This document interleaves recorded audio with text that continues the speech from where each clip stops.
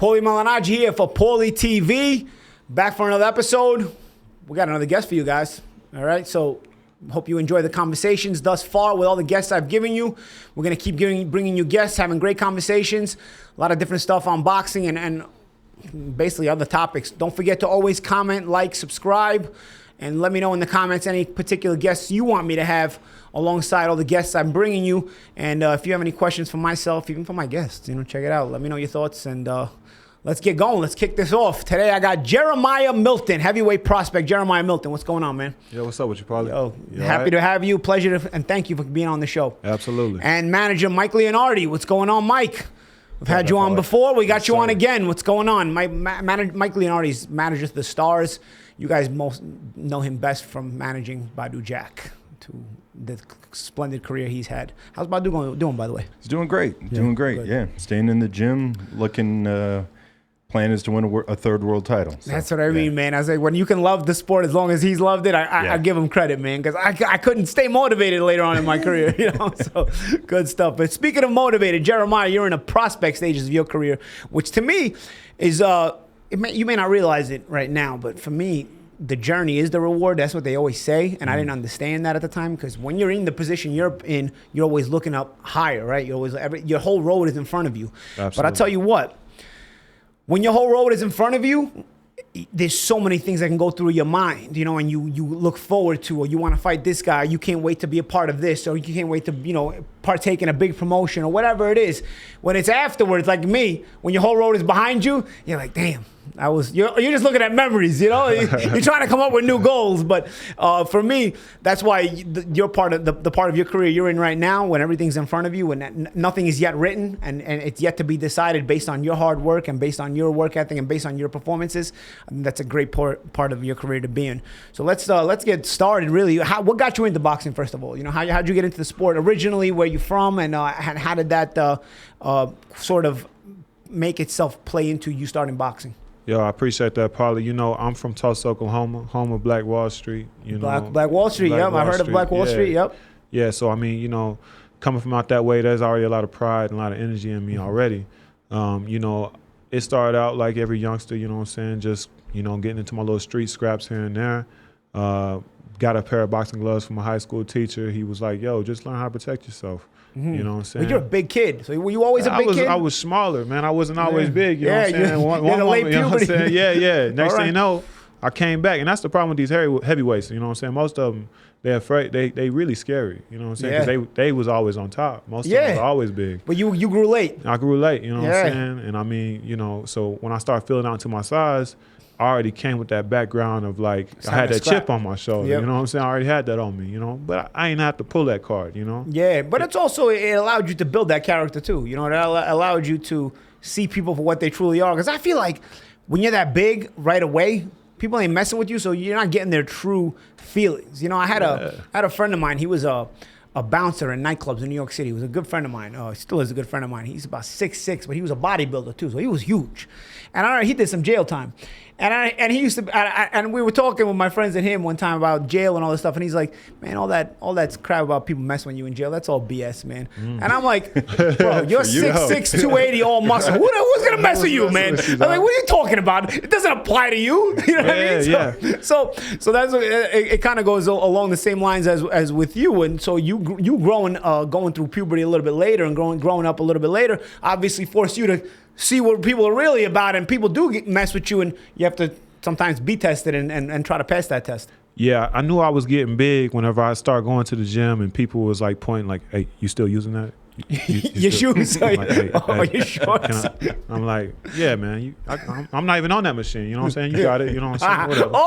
I thought you were talking about your equiment. It wasn't fitting. No, I'm in the gym, man. I'm in the gym, and people are like, hey, man, can I get over there and get some water? They don't want to piss you off. I'm like, yo, man, calm down. Calm down, G. But, that's funny. So how old were you when you started boxing? Yo, I mean, I was 22 when I actually had my first amateur match. Get out of here. 22 years old, man. That's kind of a late start. That's a late start, you know what I'm saying? But within that 3 years, I made it onto Team USA. Beautiful. So 3 years amateur. Did you 2 years box for a long time before you had an amateur fight? Was it ever like a start? Because some guys are a start-stop and they don't really compete until later. How was it for you? Not a start-stop. for me, it was just like if somebody had a pair of gloves and we was just outside and they wanted to get it on. Oh, so well, you weren't boxing. You were just you were street boxing, scrapping.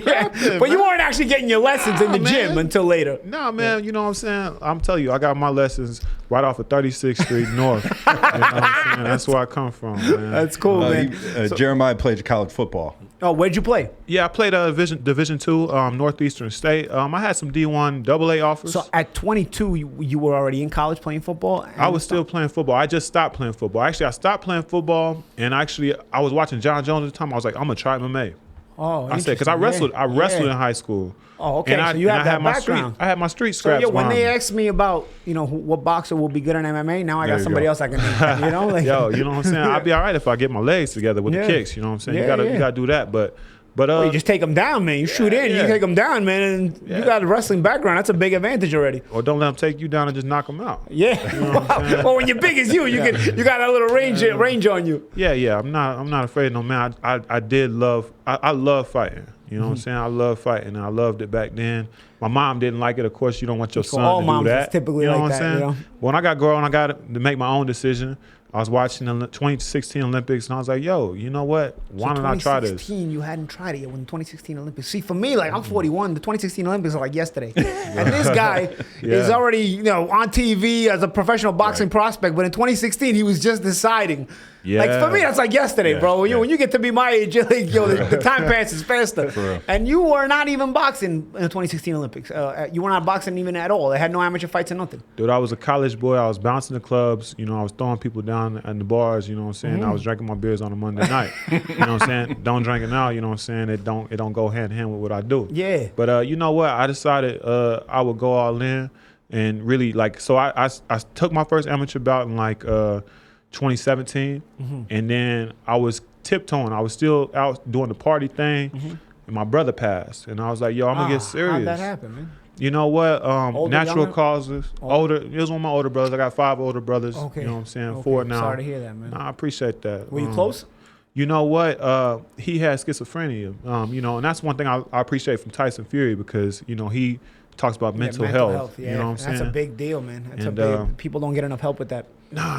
And I mean, it just felt like missed out time and stuff like that. But the last time I seen him, I was wearing a Tulsa boxing shirt on. And I was like, yo, you know what? I'm going to just dedicate the rest of this to him.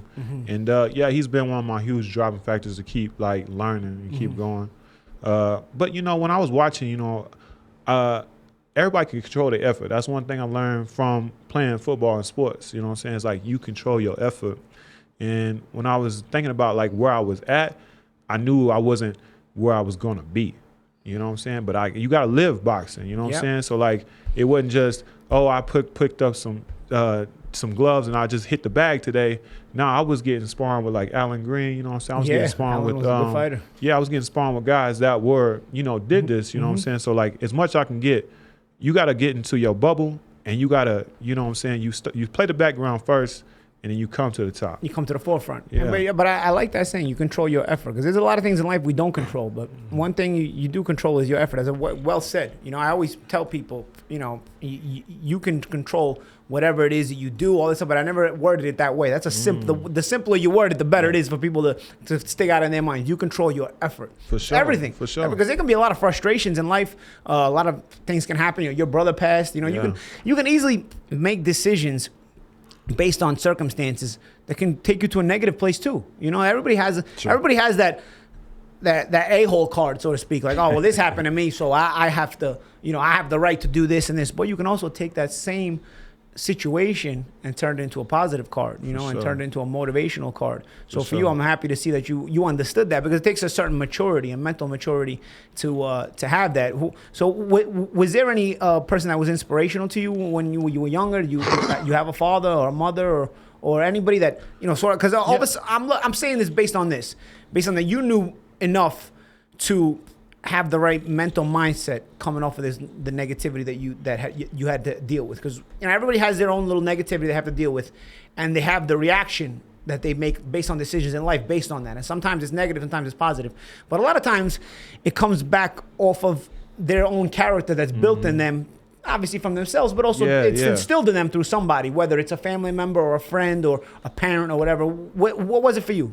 You know what? I looked up to successful people, you know what I'm saying? But the thing about it was my idea of success was wrong in the beginning. You know what I'm saying? I was looking up to the guys in my neighborhood, you know what I'm saying? And honestly, like, my teacher coming along when he did, you know, that's why I give him a huge credit, because he was successful and he was living a whole different life outside of what I call my concrete island. My apartments was just a little desert, we was out there, you know what I'm saying? Either they was growing on drugs or they was little kids younger than me.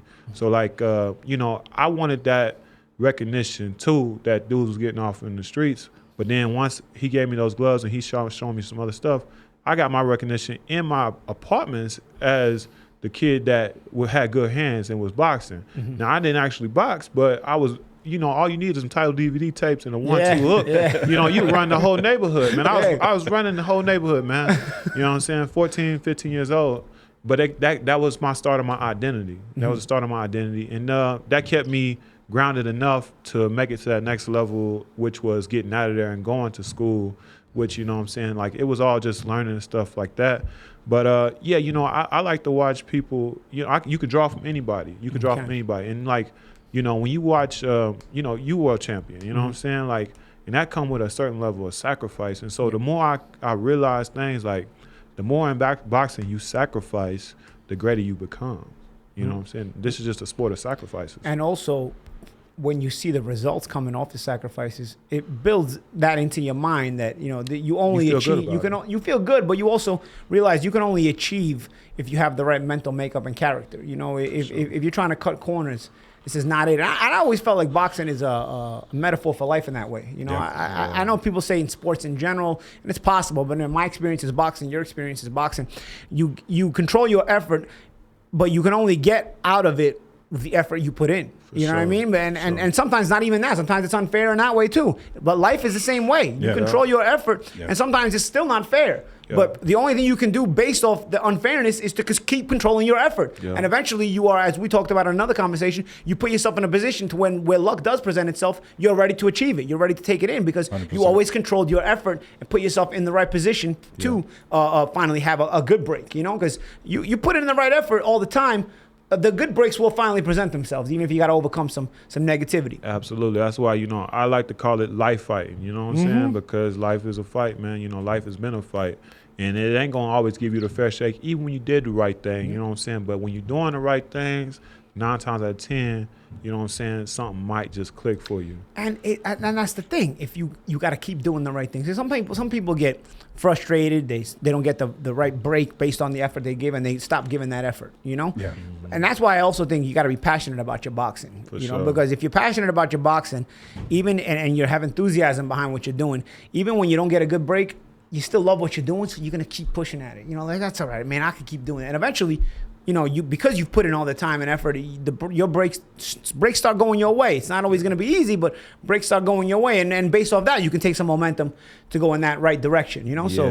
So it's sort of a metaphor for life in that way, because life can be approached in much the same manner where, you can easily give up based on bad breaks. And then you hit that fork in the road, you go into a completely different direction, or you can keep believing in yourself and you wind up here. I mean, just 5-6 years ago, you were not even boxing. So here you are. So how many amateur fights did you wind up having? Because Mike was saying he went to the Team USA and everything. Yeah, about 32. I made it to about 32 fights. Eventually, you stop fighting local because you become, you go to the nationals and stuff, good. Of course. But yeah, you have to stand on national tournaments. You have to get on the road. And then so like I was traveling like once I felt like I was too good for Oklahoma as far as like getting the work in, I started taking trips to Dallas and I started going to Houston 9 hours away just for the day, just to get spawned. Wow.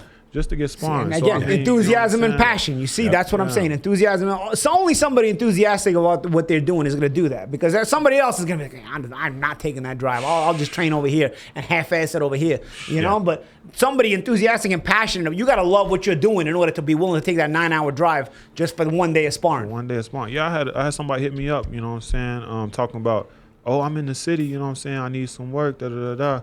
I said, okay, well, you 2 hours from Dallas, you know what I'm saying? I know somebody. Let me put y'all together.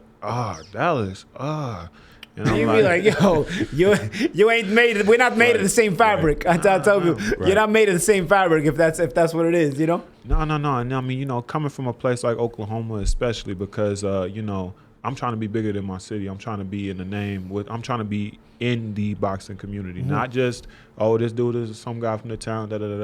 Like, you know, a lot of people they keep themselves on a local or smaller level. You know what I'm saying? Oklahoma ain't getting no respect for boxing like that since the Morrisons. You know, the Morrison, Tom Daddy, Morrison, Daddy. You know what I'm saying?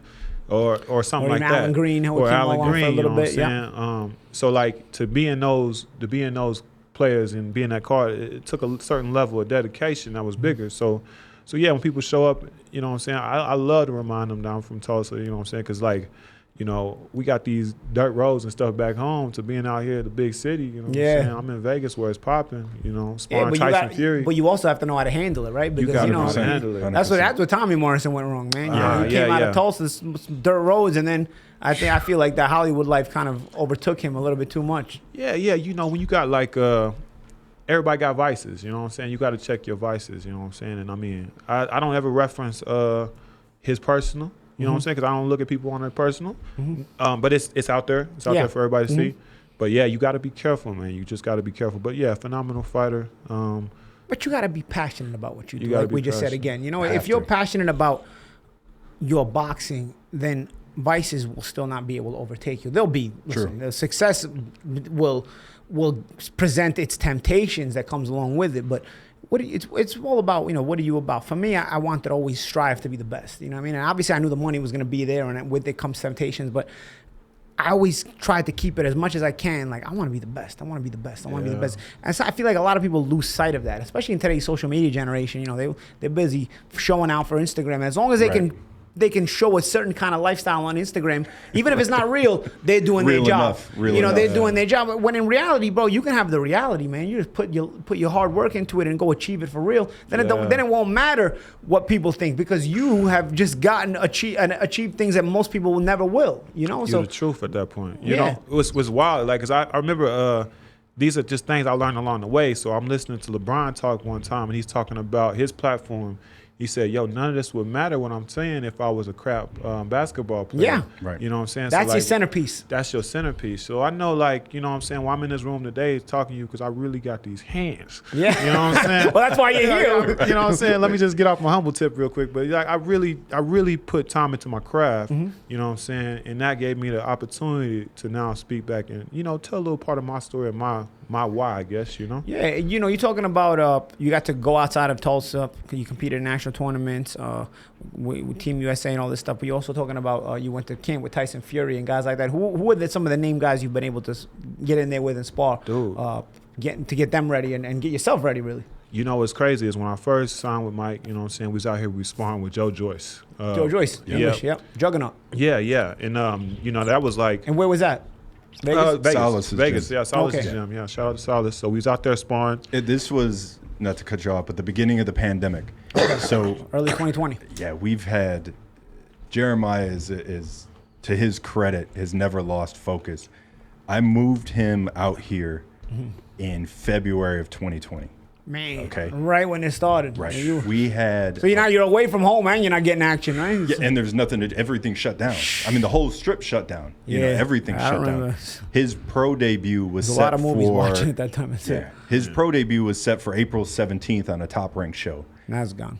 Whole show. The day before, we were going to fly to Tulsa for the press conference. They canceled the show. So he came out, matter of fact, a couple weeks earlier than he was going to because Joyce was in camp. So he came out. I think you were staying at a hotel, right, at the beginning. Yeah, we was at Excalibur. Yeah, at Excalibur. And then obviously Joyce's fight got canceled, and they ended up leaving. But I mean, nothing has come easy. Yeah. Nothing has come easy. So how was it to have to focus through that time? Because now you were getting ready for what was that at that time? That was getting ready for his pro debut. It was pro debut. Yeah. I mean, so you had your whole amateur career. You're ready to turn pro, and woof. Right. Yeah. You took that away. And now you can't even stay busy in the amateurs. Nothing's working. Amateurs or pro. You know? Nothing's working. You know, and that's the one thing I had to realize. I was like, yo, it happened to everybody. You know what I'm saying? So like, I can't be like, woe is me. So you control your effort based on the circumstance everybody else has. Yeah. And I mean, you know, I look at life like this. Every day I wake up, I'll be like, yo, I'm farther than I ever been. You know what I'm saying? I truly am. I'm truly farther than I ever been. So like, what the hell? I'm gonna get tired now? I'm gonna just give up now? You know what I'm saying? Because I'm definitely not where I want to be.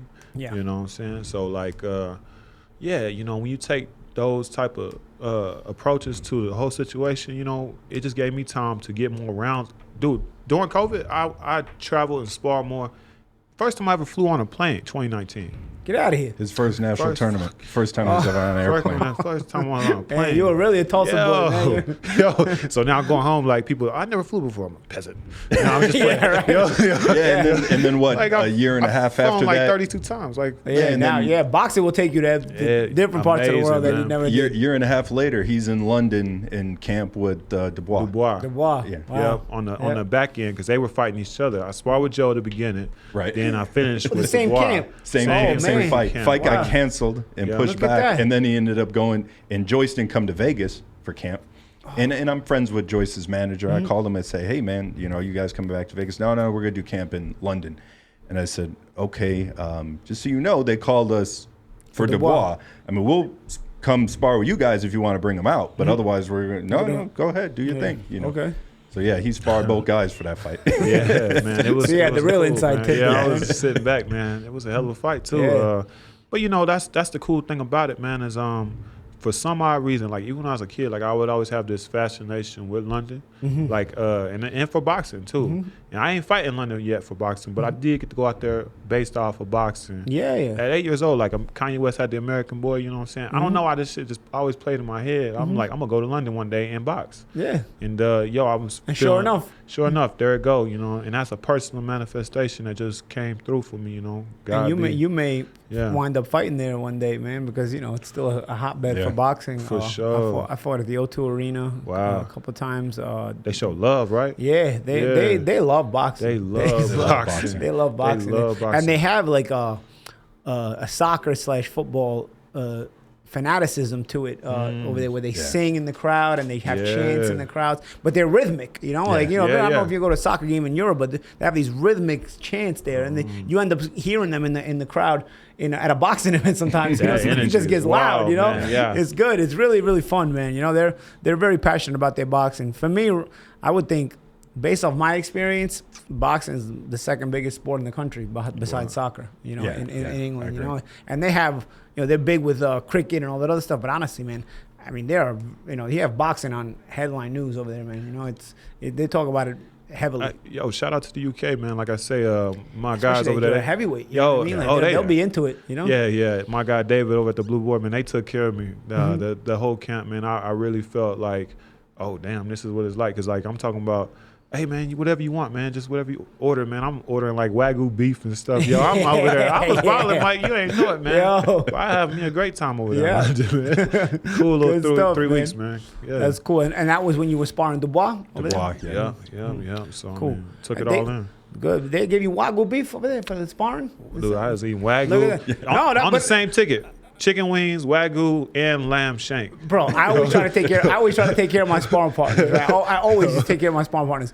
But the funny thing is, not to keep beating out a dead horse, the only time I was ever a sparring partner for anybody was McGregor.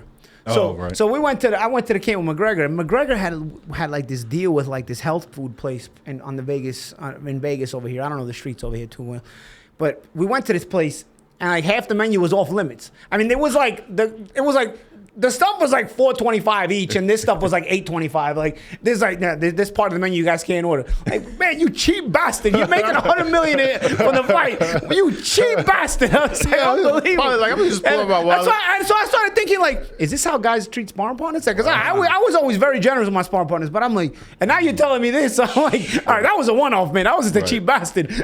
Yeah, I mean, you know.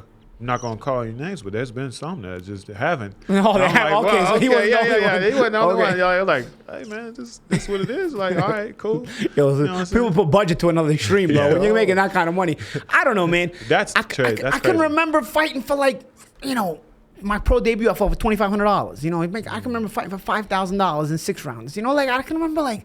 And now you're fighting all this money and you're penny pinching. You know what I mean? Like, you know, you got these guys on the rise.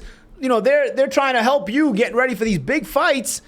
you got to treat them right. You got to do them right. You know what I mean? Yeah, I mean, that's why you respected throughout the sport, man. And I can feel your vibe through, you know what I'm saying? Yeah, man, I'm always fighter first. You know what I mean? Like, I've seen the negative side of boxing too much. And ultimately, you know, it's a weird business because I feel like everybody has like almost an insurance plan within the business, a safety net within the business. You ever look at like a promotional contract? It always protects the promoter. You know what I mean? It never protects the fighter, you know? Right. And even when you start fighting like risky fights, but they're not like prime risky fights, but they're risky fights, the promoter always has the option to take an option on the opponent in case he beats you, that they can sign him. But there's no option for you if you get beat. You know what I mean? Like, it's just like, you're on your ass if you get beat.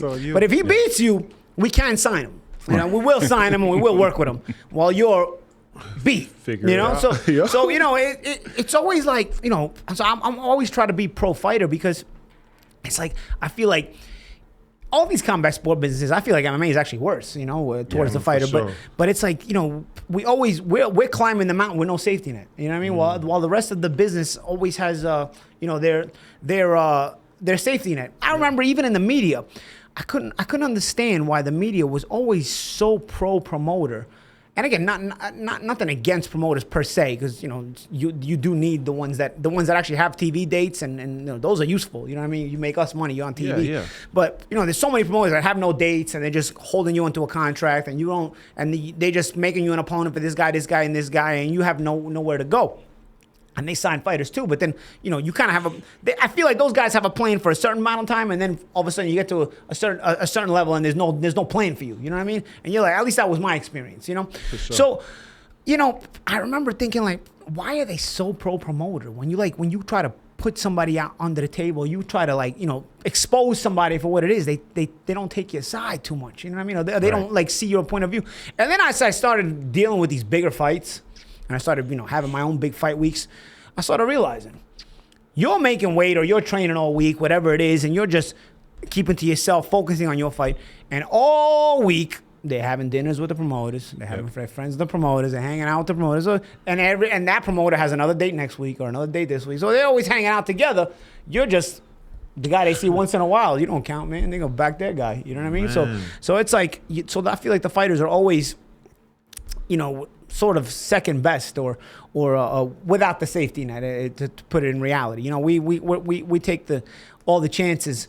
We bring the risk reward. It's all on us, while the rest of the business sort of has this safety net that they're able to imply for themselves. You know, even managers have another fighter. You know, you have another fighter. You know, there's always, you know, we don't have another fighter. We have ourselves. If we don't do it, then we have to. And of course, listen, you go into it, that part you go into it knowing already. You know what I mean? Like, you know, you can't expect the manager to have, hey, you just got to have me. That wouldn't be realistic, even for a promoter. You can't just have you. But you see, like, you know, the escapes from the risks that other people have that as a fighter you don't have. You know, you literally have you take all the risk and the safety itself. You're the one doing the combat. So that's why I've always tried to be as pro fighter as I can be, because I feel like people don't really get the gist of the realization that it is.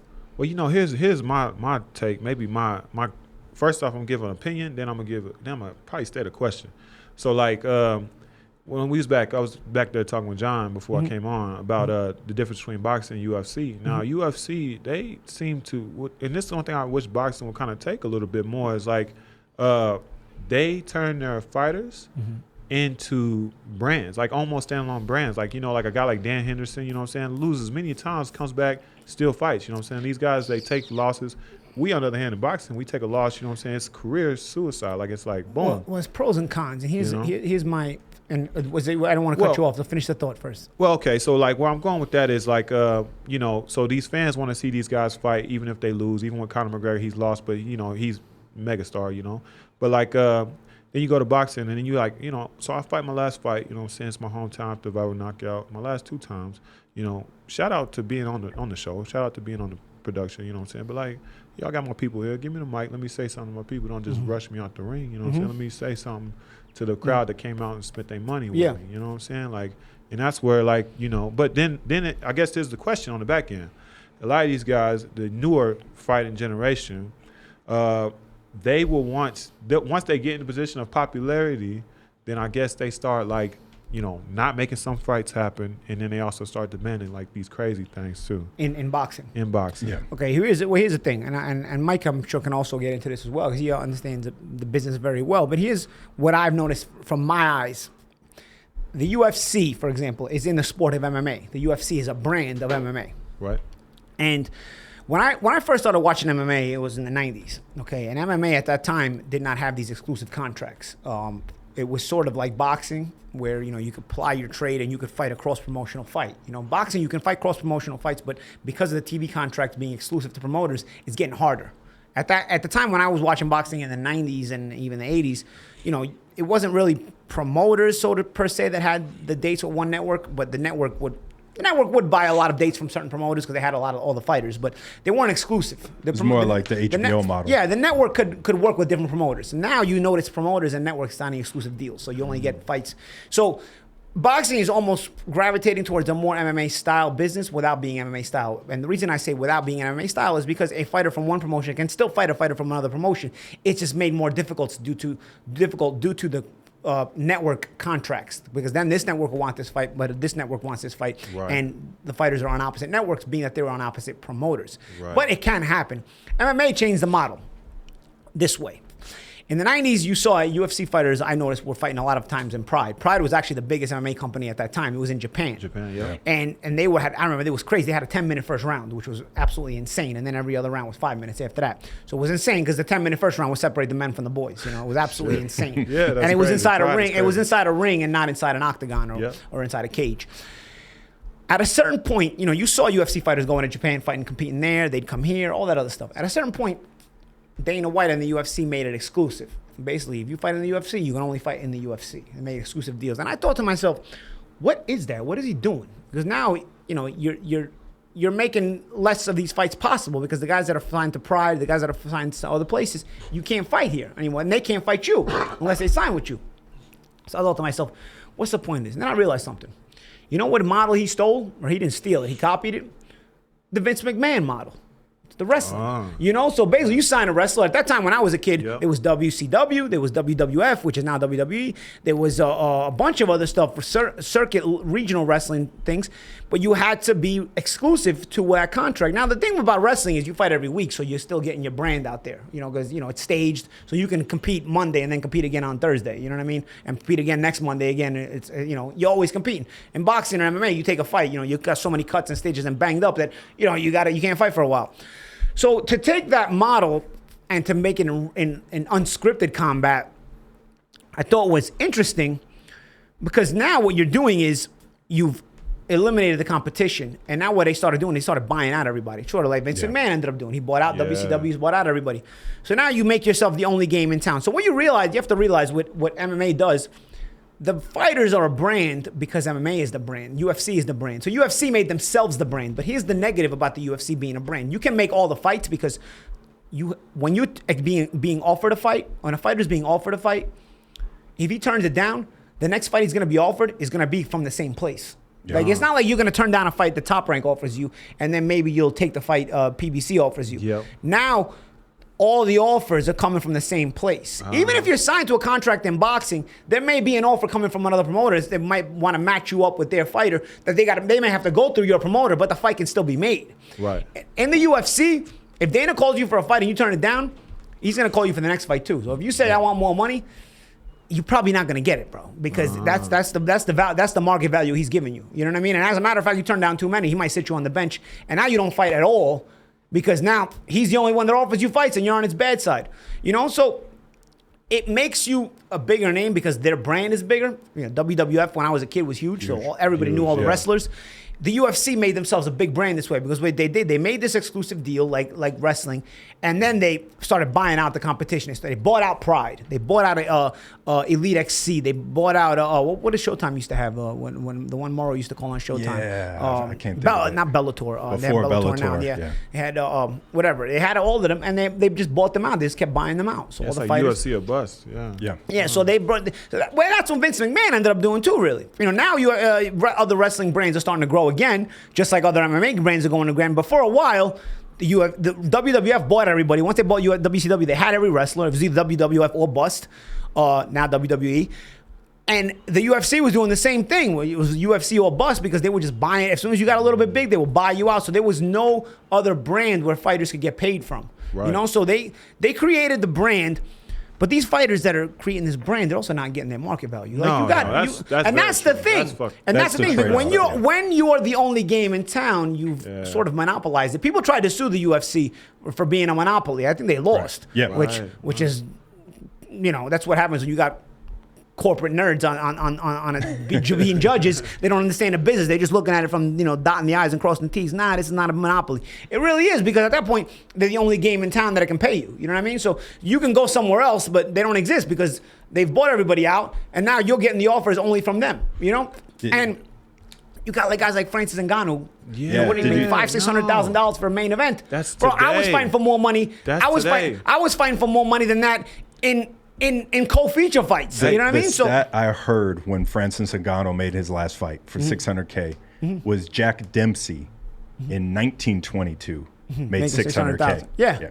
And I think about how much both were heavyweight champions. Think about how much the dollar is the difference in value from 100 years ago. You know what I mean? So the trade-off is this.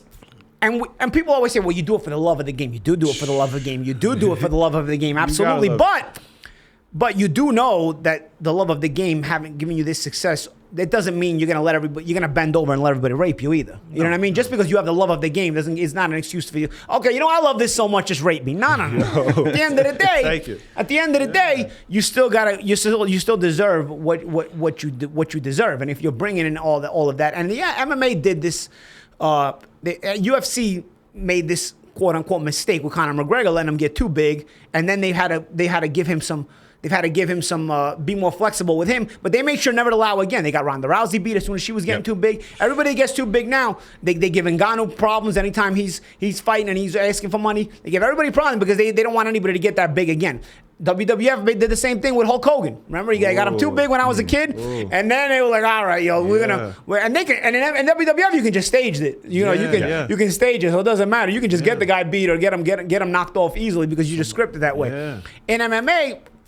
You don't have to stage it, but you know everybody can get beat by somebody. Yeah. And if you own the entire sport, if you own the promotion, you can just force that match. You can force that match, and that's why guys don't stay undefeated and guys have a bunch of losses because you just force that match. Fans might love them, but now based on it, you say, "Hey man, you know what? You're getting beat, so you know we got to pay you this instead. You know we got to pay you this instead." Hey, but then you got 12 losses, but we're putting you in a main event for $500,000. You know what? You should be grateful. And all of a sudden, you see how they flip the script on you. They flip the script on you. But boxing, here's my problem with boxing and where the mistake happened.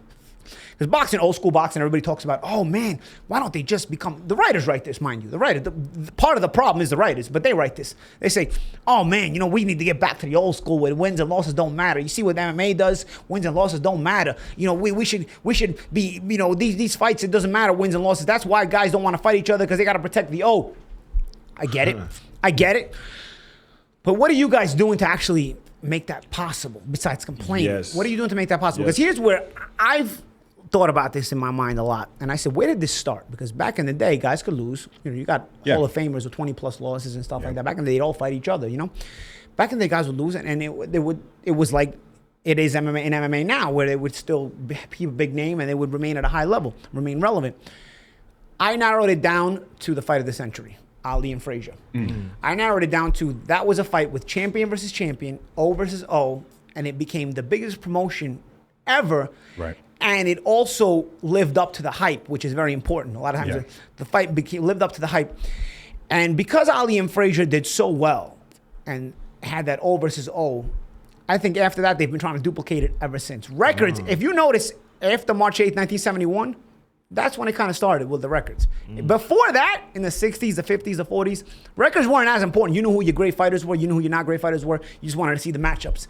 After that, the necessity they created for a duplication of this O versus O super fight became almost an infatuation with the ridiculous, because you've just created this. Oh, we gotta make it over. It's over. It's over. And then people say, oh, it doesn't matter. We gotta appreciate the fight. Really? Does it really matter? No. It doesn't matter. No. If it doesn't matter, why do you create pound for pound lists where guys only have 0 losses, and as soon as they take a loss, they're off the pound for pound list? Why do you? If it really doesn't matter, why do you have these pound for pound discussions and don't enter more guys with losses on your list? Part of the issue too with the pound for pound list is in this era of boxing, guys aren't active because of the TV networks. Guys want to fight; they want to be active. Yeah. But you're talking about in the 1950s. I mean, I know your boxing history. I love boxing history. There was one point where Jake LaMotta and Sugar Ray Robinson talk about this all the time. fought 3 weeks apart. He beat him and didn't even get to enjoy his win. He beat Robinson. They fought and then 3 weeks later. 3 weeks later, he's getting beat by him. Man, the guy didn't even get to enjoy the win.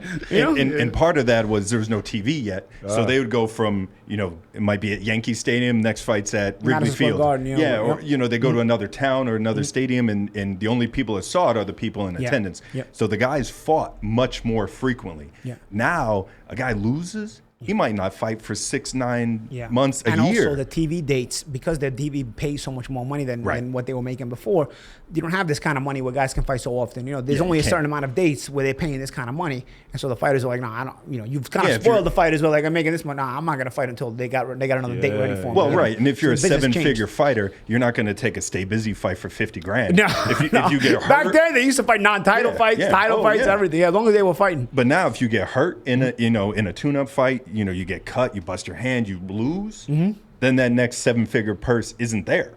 So you have to kind of protect yourself and protect your marketability. Yep. But it hurts the sport in the long run. And really it hurts the fighters, in my opinion, because the more you're able to compete, the better you're going to be. Of course. And also you just build up momentum for yourself too. Yeah, they had the we watched the Kell Brook and the Amir Khan fight. I was actually looking forward to that fight, and like the media, man, was just who wants this pay-per-view? Oh my god. Like, let them fight, bro. You know what I'm saying? There's a little British scrap, like, get off of that, man. Very few guys, and we were talking about this earlier, very few guys that the losses don't hurt their reputation.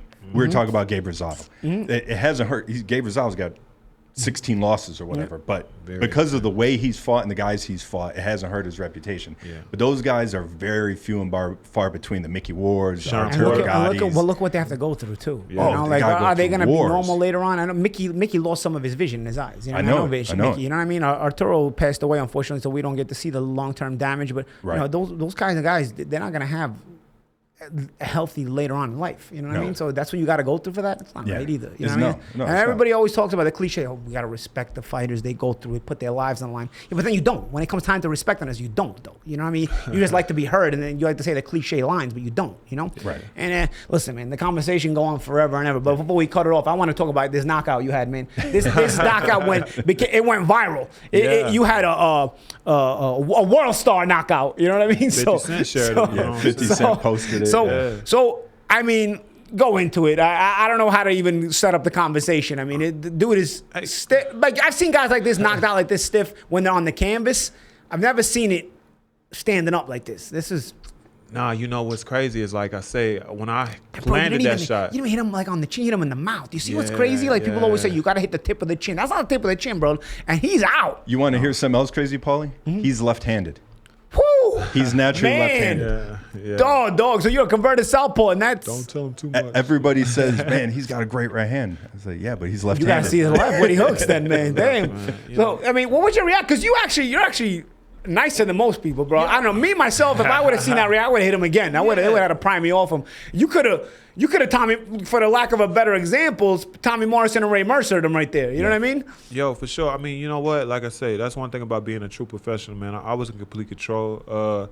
And when I recognized what happened, I seen like something was off to me. So I look at the ref like, hey, yo, I thought he was having a seizure, yeah? So like, I knew he was put away. It was the first round too, so I had more time on the clock. And so like, just be patient, you know what I'm saying? But like when I landed the shot, everything stiffed up, he locked up.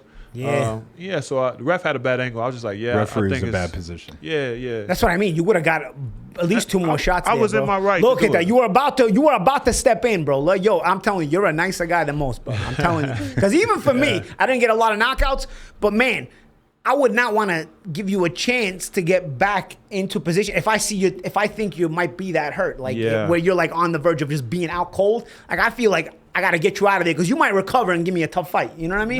No. So I promise your mindset is a little different. Yeah, no, I mean, but don't get it twisted. This is still a killer right here, guys. Right. You know what I'm saying? And the thing about it is just having that control, man. Like I'm completely aware in there, and I don't fight just based off my emotions. You know what I'm saying? But like. You know, so like when I'm in there, you know what I'm saying, I know what you're trying to do to me, I know what I'm trying to do to you.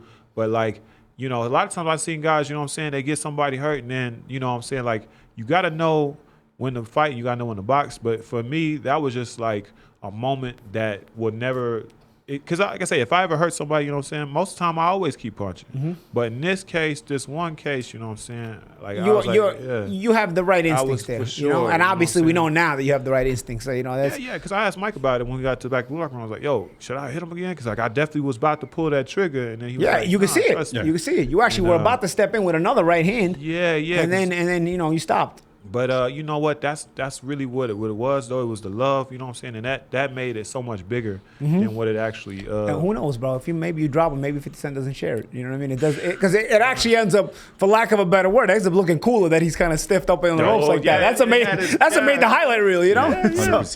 So it's cool. You know what I'm saying? Like it had it, so you have the respect, you have the funniness. Like it's been people like dubbing it, putting voices over and it.